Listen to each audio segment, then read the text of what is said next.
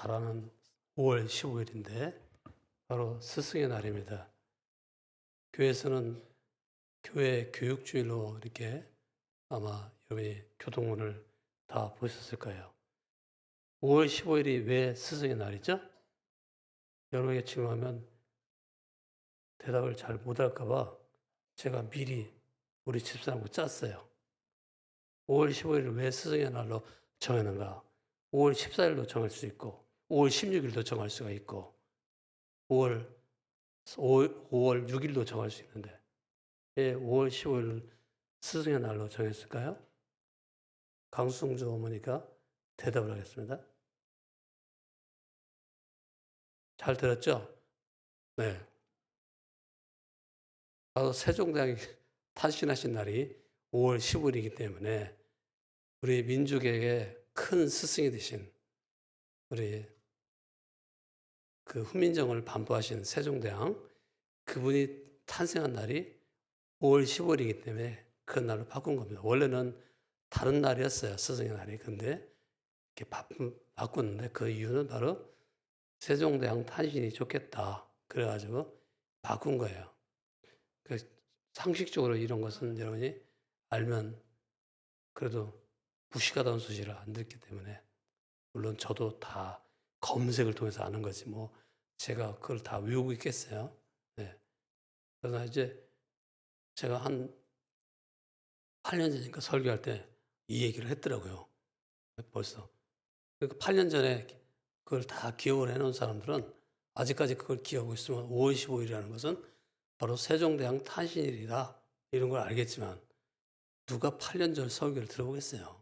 그게 모르죠. 대부분 기억 못하지 않습니까? 그러다 보니까 5월 15일이 왜 스승의 날로 정했는지 그런 걸 잘 모르겠죠. 어쨌든 오늘은 스승의 날, 5월 15일인데 여러분이 다 스승이에요.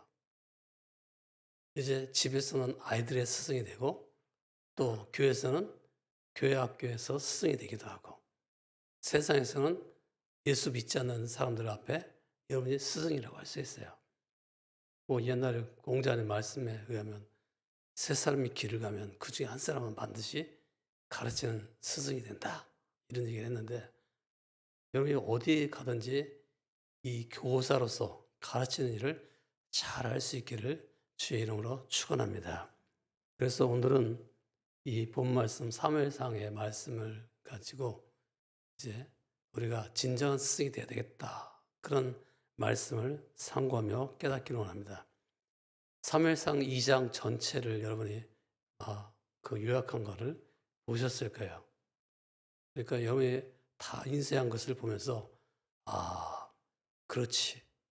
하나님께서 엘리 제사장을 사무엘의 스승으로 세웠고 그런데 엘리가 제대로 스승 노릇을 했을까?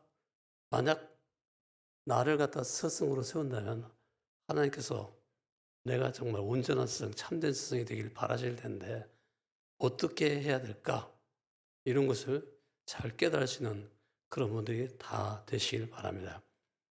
한나는 하나님을 경험하고 자기 아들 사무엘을 낳은 다음에 사무엘을 집에서 좀 양육하다가 어느 정도 말귀를 알아듣는 때가 되면 이제 그 아이를 엘리라는 세상에 그 가서 이제 사원 노릇을 하라고 보내줍니다. 그리고 매년 제사를 지낼 때마다 그 옷을 가져가서 에봇이라고 조그만 옷일 때 이제 제사의 속옷이죠. 그런 것을 가져가서 그것을 선물로 주고 왔다고 그래요. 애들은 무럭무럭 크기 때문에 어제 입었던 옷이 오늘 안 맞을 수도 있어요. 근데 이제 1년에 한 번씩 가면 굉장히 애들이 많이 크잖아요. 그러니까 이런 옷을 갖다가 지어가지고 가져가서 줬는데 이 엘리라는 스승이 스승 노릇을 아주 썩 잘한 것은 아니라 할 수가 있어요. 왜 그렇게 얘기하냐면 자기 아들이 둘이 있었어요. 홈리하고 비느하스라는 그런 아들이 있었는데 이름은 아주 굉장히 멋진 아들인데 근데 그냥 그들이 회막에서 수종드는 여자 그러니까 오늘날 말하면 예배당에서 수종드는 그런 어떤 그 여인들과 간음하는 그런 잘못도 범하고, 또 제사를 지낼 때 자기가 이 소고기 되게 맛있을 것 같아 생각되면 갈구리를 넣어가지고 거기다 그걸 꺼내가지고 이거 달라고, 예? 이거를 나에게 분깃수 달라 뭐 이런 식으로 해가지고 이 좀 아주 불량한 그런 짓을 많이 했던 거죠. 그럴 때 아버지 엘리가 그 아들들에게 그렇게 하지 마라. 너희들에 대한 소문이 내가 들으니까 참 나쁘더라. 그렇게 하지 말라. 이렇게 지적을 했지만 아들의 잘못을 완전히 바꾸지 못했어요. 결국은 그 아들들이 나중에 어떻게 돼요? 전쟁터에 나가서 하루아침에 죽죠. 그래가지고 그 며느리가 애를 애를 낳았는데 애 이름을 이가봇이라고 지었다. 이가봇은 하나님의 영광이 떠나버렸다. 뭐 그런 뜻으로 이름을 지었다는 거예요. 이제 그런 걸 보면 또 엘리도 자기 아들들이 죽고 이 언약궤가 빼앗겼다는 소식을 들으면서 놀래가지고 깜짝 놀라서 뒤로 자빠져가지고 목이 부러져 죽었다. 뭐 그렇게 나와 있어요. 비둔해가지고. 그러니까 살이 굉장히 많이 쪘다는 거죠. 자기 관리에 실패했다는 말이에요. 그래서 결국은 온 가족이 다 그냥 하루아침에 죽었다. 이렇게 끝나요. 우리가 이것을 보면서 엘리가 정말 스승으로서 참 괜찮은 사람이었는가? 그 사무엘이 그걸 뭘 보고 잘 배웠을까? 그런 걸 많이 생각하죠. 나중에 사무엘상 8장에 가면은 사무엘이 두 아들 얘기가 나와요. 그런데 아버지 그 사무엘 사사처럼 훌륭하지 못했어요. 그래서 이름이 뭐였대요? 사무엘의 두 아들 이름이? 사모님이라면 이 정도 알아야 되는데. 네. 잘 들었죠? 네. 바로 이랬어요. 이런 두 명이 이름이 그런, 사실 그거 몰라도 돼요. 근데 제가 다 짜고 했기 때문에, 짰기 때문에 이 얘기하는 거 물어보는 거예요. 예? 사무엘의 두 아들이 있었는데 그 두 아들도 좀 아주 불량했다고 볼 수가 있어요. 그러다 보니까 이 두 아들도 결국은 어떻게 되냐면 나중에 가서 제대로 역할을 못하고 사사로서 역할을 제대로 못해요.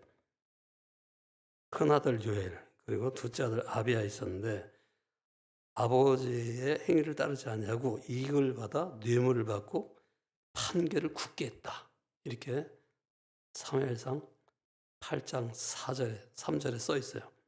그러니까 판결을 잘못한 사사답지 않은 행동을 한 거죠. 이런 걸 보면 바로 엘리의 그런 잘못된 아들 교육이 사무엘의 아들 교육에도 좀 어떤 간접적인 영향을 미치지 않았을까 이런 생각을 하면서 이걸 보면서 참 많은 것을 생각하게 돼요. 여러분, 사람은요 보는 것에 말하는 대로 행동하지 않고 보는 대로 따라서 행동하기 쉬워요. 그걸 조심해야 돼. 12살까지 제가 얘기했잖아요. 과거에 어떤 그 돌집에 가면 항상 12살까지는 아버지의 말하는 것을 듣는다. 그러나 12살이 넘으면 그때부터는 아버지가 말한 것을 듣는 게 아니라 아버지의 행한 것을 본받아 간다는 거예요. 그러니까 아마도 이 엘리의 두 아들이나 사무엘의 두 아들이나 할 것 없이 행동에 있어서 별로 그렇게 부모님의 덕을 많이 못 보지 않았을까 이런 생각을 하면서 많은 생각을 해요. 내가 잘 써야 되겠다 그런 생각을 해요. 즉 나는 교사다. 나는 하나님께서 세우신 교사로서 참된 교사다. 이런 의식을 가지고 여러분이 세상을 살아갈 때 다른 모든 자녀들뿐만 아니라 교회 학교에서 제자들뿐만 아니라 세상에서도 그 모든 주변의 모든 사람들 속에서도 여러분이 잘 살아가시기를 주의 이름으로 축원합니다. 여러분의 기억을 돕기 위해서 여러분에게 나름대로 문서를 줬어요. 그러니까 그걸 보면서 한번 답을 해보세요. 사무엘상 2장 1절에서 10절까지의 내용을 보면 한나의 찬양이 쭉 나왔는데 거기 보면요. 하나님은 어떤 하나님인가 그것을 잘 한나가 이해했다는 걸 알 수가 있어요. 하나님은 어떤 하나님이냐? 행동을 달아보시는 하나님이다. 지식의 하나님이다. 그러니까 우리는 항상 하나님께서 다 보고 계신다는 걸 알고 조심해서 행동해야 돼요. 즉 하나님 눈을 의식해야 된단 말이에요.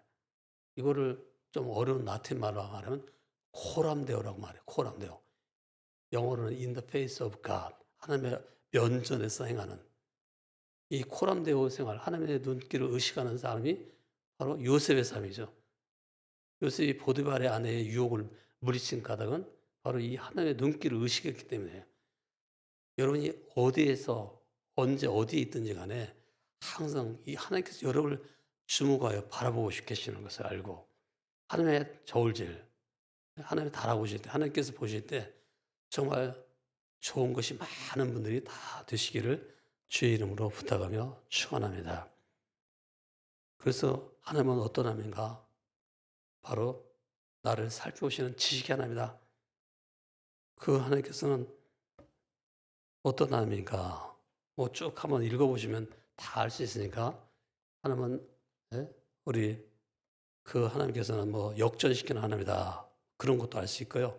또 하나님은 절대 주권을 그러니까 못하신 일이 없다. 그런 것을 알 수 있어요. 또 사무엘상 2장 11절에서 21절에 보면 엘리의 아들과 한나의 아들인 사무엘의 그 차이가 쭉 나와요.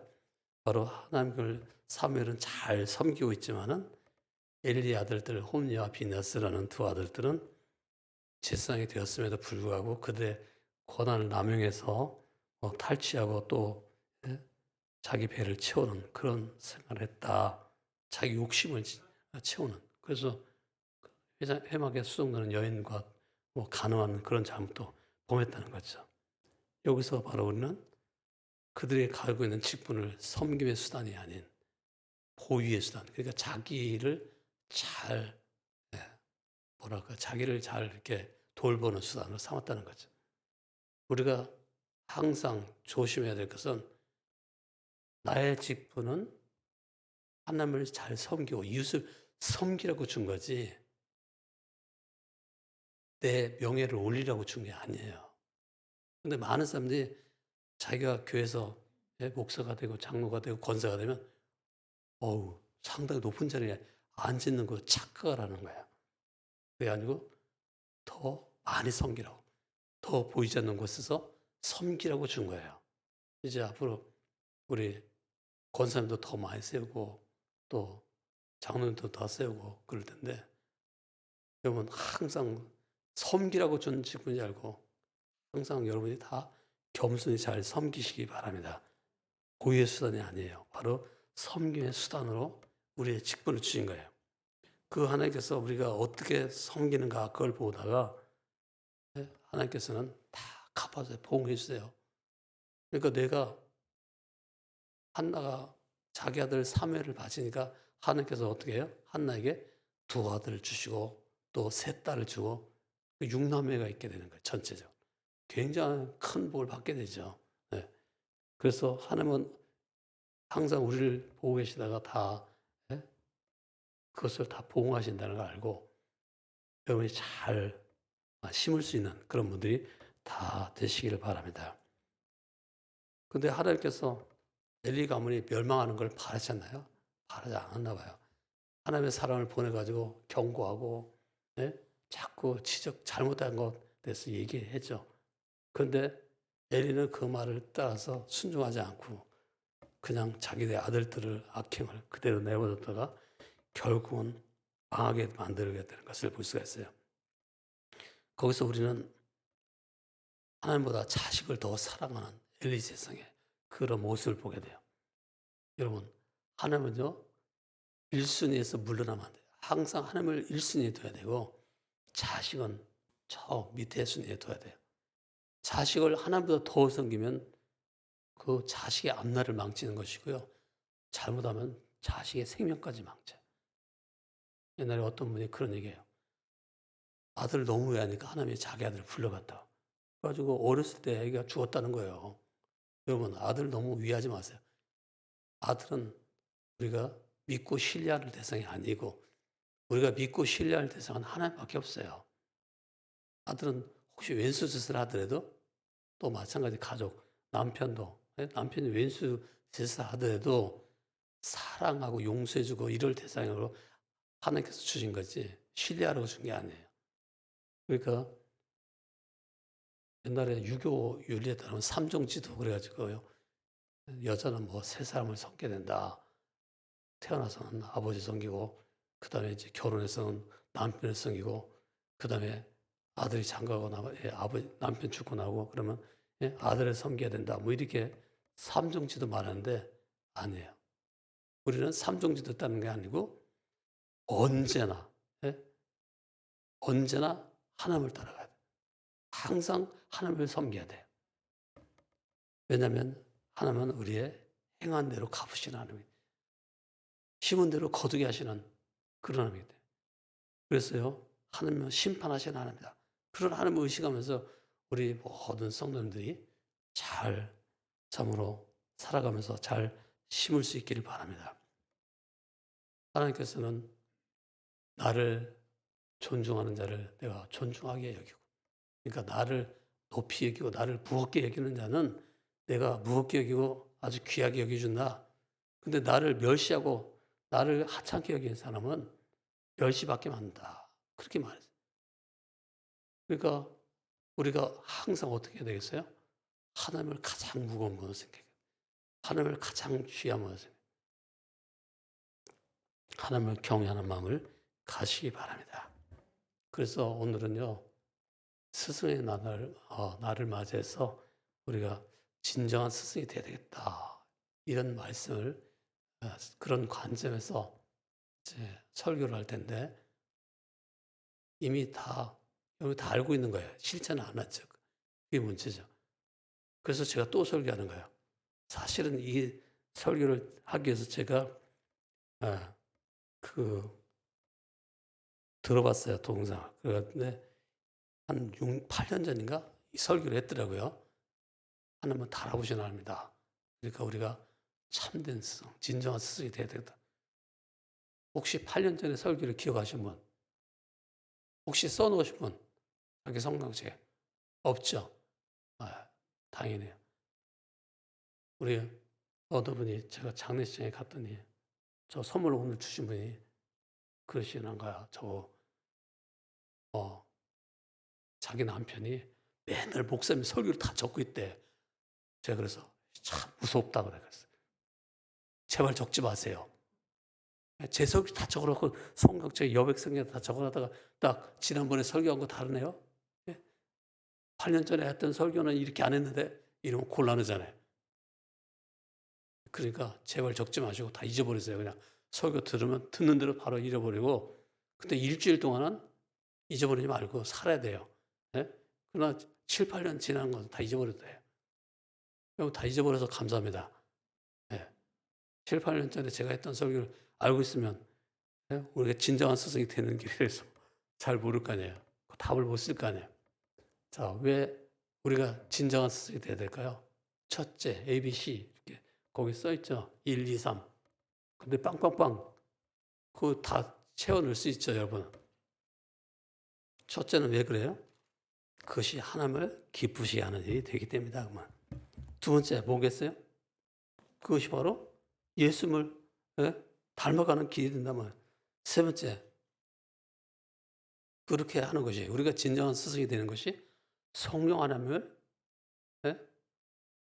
원하시는 대로 사는 거예요. 성령 하나님. 그러니까 삼위일체 하나님이 바라시는 게 뭐냐? 우리가 진정한 스승이 되기 바라시는 거예요. 가짜 스승이 아니라 진짜 스승이 되기를 바라시는 거예요. 하나님은 여러분이 모두 다 진정한 스승이 되기를 바라시는 줄 믿습니다. 예수님은 특히 우리가 본받아야 할 분이에요. 우리는 불제자가 아니고 예수님의 제자예요.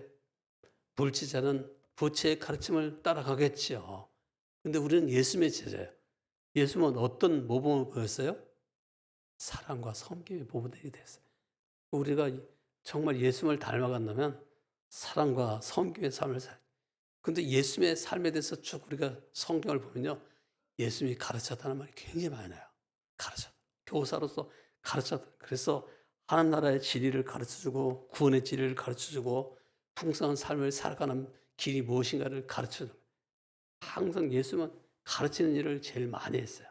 성경에 보면 예수님의 3대 사역, 가르치는 사역, 그 다음에 선포하는 사역, 그 다음에 치유하는 사역, 이렇게 세 가지인데 가르치는 사역이 제일 많은 사역이라고 할 수 있어요.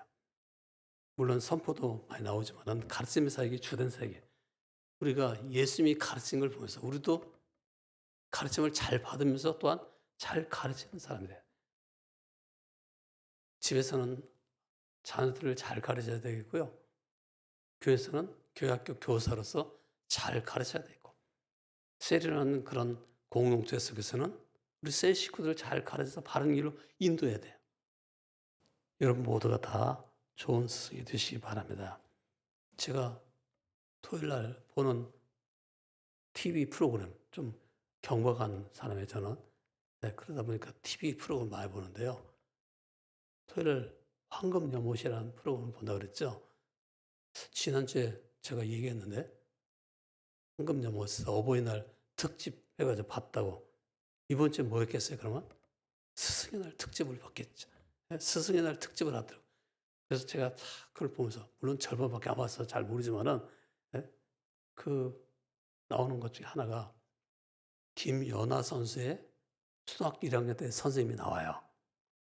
그러면서 그 선생님이 나와가지고 김연아 선수가 초등학교 1학년 때 어땠는가 얘기를 하는 거예요. 그 선생님의 이름은 뭐였어요? 여러분이 그런 거 알면 여기 안 앉아 있죠. 이미 다 TV 끌려가서 거기 방청객으로 앉았겠죠. 윤명자 선생님이었어요. 근데 그 윤명자 선생님이 교직생활 42년 동안 했다고 그래요. 그러면서 이제 김연아 선수도 기르고 많은 지혜들을 길렀는데 그날에 이제 어떤 사표라고 할까요? 그런 분도 나온 거예요. 근데 그분이 제일 잘한 일은 뭐냐? 제가 볼 때는요. 그분 밑에 지혜 중에서 선생님이 많이 나왔다는 거예요. 그래서 어떤 박 선생님이라고 서울교대 간 선생님이 나왔는데 정말 며느리 삼고 싶을 정도로 너무너무 훌륭한 선생이더라고요.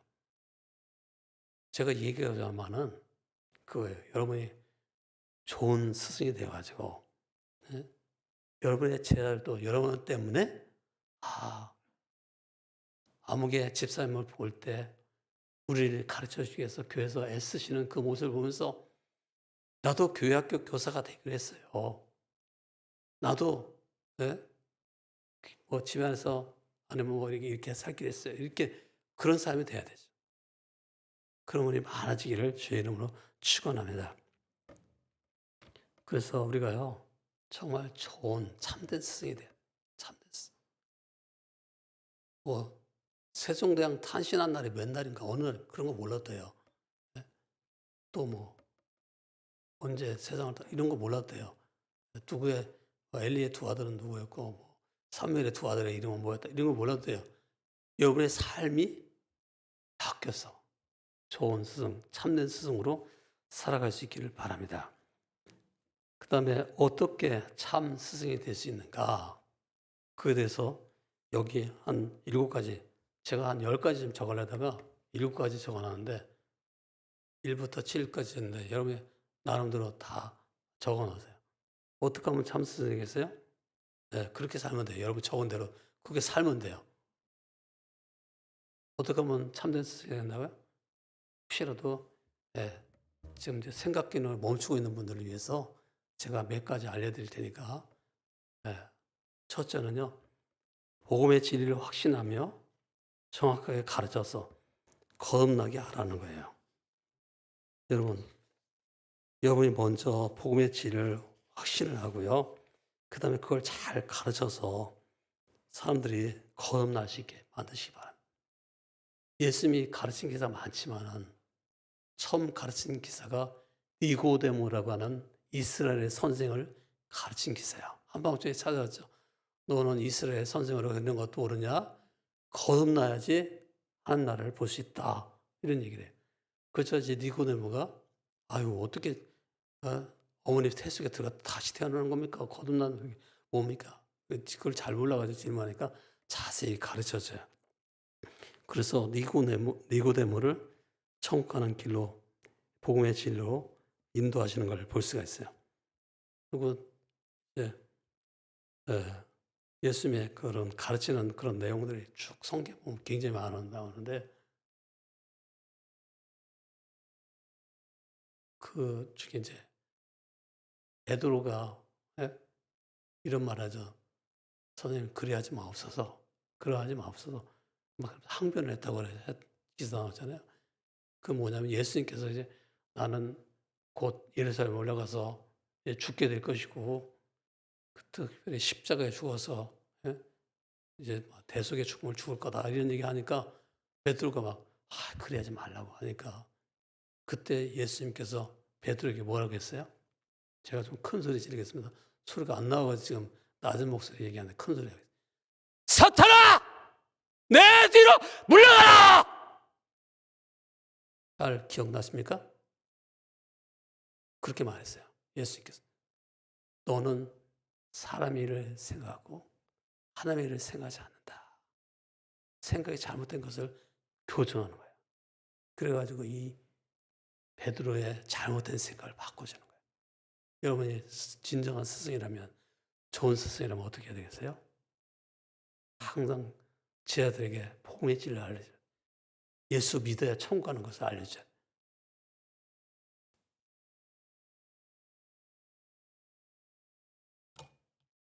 우리 없네. 여기 예비용 있었다. 기억하세요. 혹시 내 생각에 사람 일만 자꾸 생각하면요, 사탄아 물러가라 하는 소리 들어요. 예수님께 책망 들어요. 항상 우리는 하나님의 일을 하나님 편에서 생각해봐요. 이렇게 하는 것이 하나님께서 기뻐하시는 일일까? 이렇게 행동하는 것이 하나님이 좋아하시는 일일까? 생각해봐야 돼요.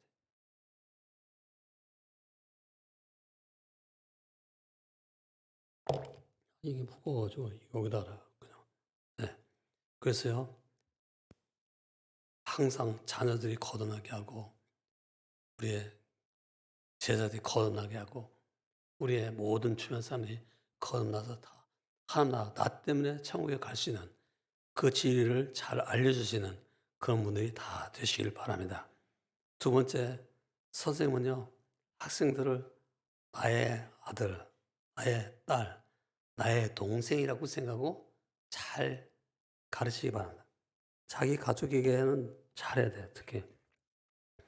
여러분, 어제, 우리 어머님이 이제 100세, 어제, 원래 이제 4월 열일의 날이 생일이에요. 근데 좀 땡겨가지고 하는 거예요. 어제 하는데 100세 잔치를 하는 거예요. 그래가지고 이제 우리 6남매가 다 모였는데, 우리 제게는 이제 위로 누님이 2분 있고, 여동생이 하나 있고, 그 다음에 위로 형님이 2 있고, 밑으로는 없어요. 3남 3누니까 제가 3번째 아들이란 말이에요. 네. 그러니까 여동생이 막내 하나 있고, 아들로는 제가 막내야 되는데, 제가 어저께 저희 그 누님, 이제 큰 누님이죠. 30년 교직하는 그런 누님께서 옛날에 저 둘째 형님에게 그 금강제야 상품권이랄까요? 구두 티켓을 준 거예요. 그래가지고 그 형님께서 이거를 25년 전에 준 거구나. 25년 동안 신고 있는 거예요. 그 신발을. 그래서 어제도 그걸 신고 왔어요. 근데 보니까 아직 말짱해. 네? 여러분, 혹시 여러분에게 뭔가 좋은 거 생기면 좀 동생에게 좀 주시기 바랍니다. 혹시 그 동생은 25년 동안 간직할 수도 있잖아요. 여러분 동생이 없나요? 없으면 교회에서 여러분보다 어린 사람에게 주세요. 하여튼 그걸 보면서 그 누님께서 동생에게 사랑을 베푼 걸 이 동생은 기억하고 있구나. 그걸 기념하고 있구나. 이런 걸 생각했어요. 그러면서 나도 좀 베풀고 나눠주고 이렇게 해야 되는데 맨날 바뀌면 해가지고 나는 별로 상이 없겠다 이런 생각을 하고 있어요. 근데 내 동생, 내 아들, 그든 언제나 어떤 관계를 맺어야 되겠어요? 사랑의 관계를 맺어야 돼요. 아마 자연스럽게 사랑스러운 그런 사람이 그 할아버지들이 손자, 손녀를 사랑스럽게 생각하잖아요. 우리 김규수 장로님께서 예, 축하드립니다. 또 손자를 받으니까 배가 안 아프네요. 예. 손녀를 봤으면 제가 배가 얼마나 아팠겠어요. 예? 하여튼 축하를 해요. 그런데 다른 분들도 이제 나중에 다 손자, 손녀를 볼 건데 자연스럽게 그런 사랑을 해요. 근데 아들, 딸은 또는 손자, 손녀는 자연스럽게 사랑하지만 우리가 제자를 사랑하려면요. 그걸 뛰어넘어야 돼요. 그런 사랑이 아닌 아가페 사랑을 가지고 사랑해야 돼요. 아가페 사랑. 즉 무조건적인 사랑을 가지고 사랑하지. 그래서 어떻게 하면 무조건적인 사랑을 가지고 사랑할 수 있는가? 그들이 바로 내 자녀다 생각하면 돼. 예? 그 제자가 나의 자녀, 내 아들이다, 내 딸이다, 내 손자다, 내 손녀다 이렇게 생각하고 그렇게 생각하고 가르치고 잘 참아주고 인내해주기 바랍니다. 또 세 번째는 제자들에게 나눔의 기쁨이 뭔가 그걸 알게 가르쳐줘야 돼. 나눔의 기쁨, 섬김의 기쁨, 감사의 기쁨. 그것이 뭔지 좀 내가 모델이 돼야 돼.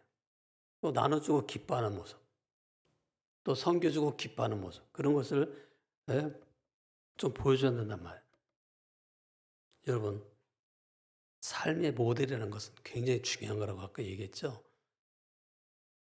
그 모델 중에 가장 좋은 모델은 나누고 섬기고 베풀고 하는 거예요. 그런 것이 다 모델이 되는 거예요. 제가 아펜젤러에 관한 이야기를 듣고서 다시 한번 생각해 봤어요. 이 아펜젤러 선교사는 언더워드와 같이 한국에 들어오신 분이죠. 초대 한국의 선교사님이었는데 감리교 선교사예요. 그래가지고 그분이 와가지고 배제학당 뭐 노래 있잖아요. 그런 거 배제학당도 세우고 예? 배제학당이 뭔지 모르죠. 우리 이영달 집사님은 그런 노래 많이 들어봤죠. 배제학당 우리 배제학당 뭐 하는 노래. 예? 그게 이제 배제학당에 세워놓고요. 그 아펜젤러 선교사가 한참 있다가 94살에 죽었어요. 사실은 천수를 다 못 누리고 죽은 거예요. 왜 죽었냐? 세월호 사건 때문에 죽었나? 그때 세월호 사건이 아니고요. 어떤 조그만 배인데 거기에 여학당, 여학생들 두 명이 타고 있었는데 그 학생들이 너무너무 두려워하는 거야. 죽는 게. 이제 배가 침몰하면 죽잖아요. 그때 같이 있어주려고 벤저레스에서 같이 있어주려고 같이 죽고 94살. 참, 그 모습, 참 훌륭하십니다. 자, 여러분도 삶의 모델을 남을 섬기고 남에게 베풀고 남을 위해서 생명을 줄 수 있는 그런 모델이 다 되시기를 주의 이름으로 축원합니다. 그 다음에 네 번째, 제자들의 잘못된 생각을 바로잡아 줘라 하는 말씀으로 잡아줘야 된다. 제자들은요 세상에 살고 있어요. 그렇기 때문에 세상적 가치관을 갖고 있어요. 뭐니 해도 돈이 최고다는 가치관. 또 빅뱅 이론을 갖고 있어요. 그래가지고 우연히 이렇게 됐다라고 생각해요. 진화론적인 그런 생각을 갖고 있는 거예요. 오늘 갑자기 뻥 하면서 사람이 유기물이 돼가지고 그때 안면가 발전하여 사람이 된 거다. 이런 진화론적인 생각을 갖고 있는 거예요. 그들에게 가르쳐야 돼. 창세기 1장 1절에 보면 태초에 하나님의 천지를 창조했다. 모든 그런 생물체는 다 종류대로 창조했다. 침팬지나 원숭이가 변해 사람 된 게 아니다. 원래 하나님께서 사람은 사람으로 지었고 침팬지는 침팬지로 지었다. 이렇게 가르쳐야 된다. 창조 그 원리를 가르쳐야 돼. 자꾸 세속적인 그런 사상을 갖고 있는 아이들에게 그걸 가르쳐야 돼. 여러분이 이 창조적인 그런 관점, 너 틀려도, 그러니까 만약에 수능고사에서 진화론적인 입장에서 답을 안 치고 창조론적인 입장에서 답을 치면 만약에 점수를 못 받는다. 1점이 깎이게 된다. 그렇게 되면 진화론적을 따라가겠습니까? 창조를 따라가겠습니까? 여러분의 자녀에게 뭐라고 가르쳐야 되면 네가 창조론적인 입장에서 답을 쓰고 1점 마이너스 돼가지고 네가 그 등급이 내신 뭐 수능 등급이 떨어져도 좋다. 이렇게 가르쳐야 된다 말. 왜냐하면 하나님께서 주신 거예요. 세상에 하나님께서 주신 거지 자연이 뭐 어떻게 뺑빵 해가지고 된 게 아니에요. 빅뱅으로 된 게 아니에요. 여러분 그들에게 잘못된 생각을 성경으로 잘 가르쳐 주시기 바랍니다. 또 네 번째는 지금 하나님 말씀으로 저희들 잘못된 생각을 바로잡아 주어야 된다고 했고요. 다섯 번째는 꿈을 갖게 해줘야 된다. 비전을 갖게 해줘야 된다. 비전을 품게. 예수님께서 베드로를 만나서 바요나 시몬의 아들아 하면서 너는 장차 게바가 되리라. 지금은 흔들리는 갈대 같은 그런 하찮은 인간이 시몬이지만 네가 든든한 반석 같은 그런 사람이 될 거다 말. 그래서 반석 같은 일꾼이 될 거다. 이렇게 얘기했어요. 비전을 심어준 거죠. 꿈을 갖게 하신 거예요. 우리도 항상 꿈을 갖게 해줘야 돼요. 우리 주변에 여러분이 만나는 모든 사람들이 여러분 때문에 비전을 품을 수 있기 바랍니다. 여섯 번째, 학생들의 잠재력을 발휘하도록 또는 자녀들의 잠재력을 발휘하도록 격려해 줘라. 하나님께서는요, 사람을 지을 때 시시하게 지은 게 아니에요. 굉장한 실력 있는 존재를 지었어요. 갓 탤런트. 네?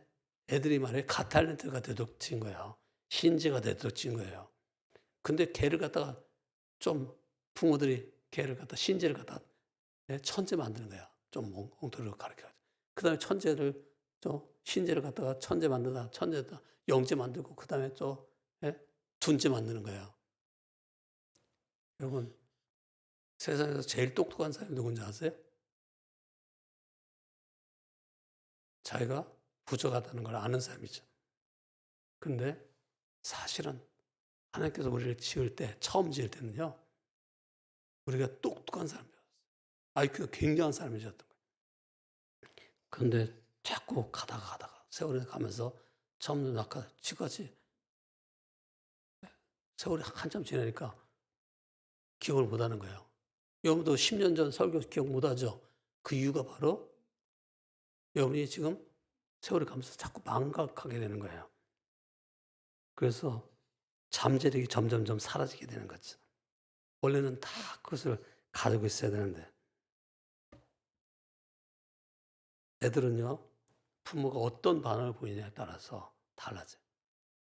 같은 물감을 가지고 장난을 쳐도 그 물감으로 집안을 엉망 만들어서 놨는데 엄마가 들어와가지고 야, 왜 이렇게 물감 가지고 이런 장난질을 많이 해가지고 벽도 더럽히고 거실도 더럽히고 다 더럽혔어라고 말하면 그 아이들의 잠재는 능력이 점점 줄어드는 거예요.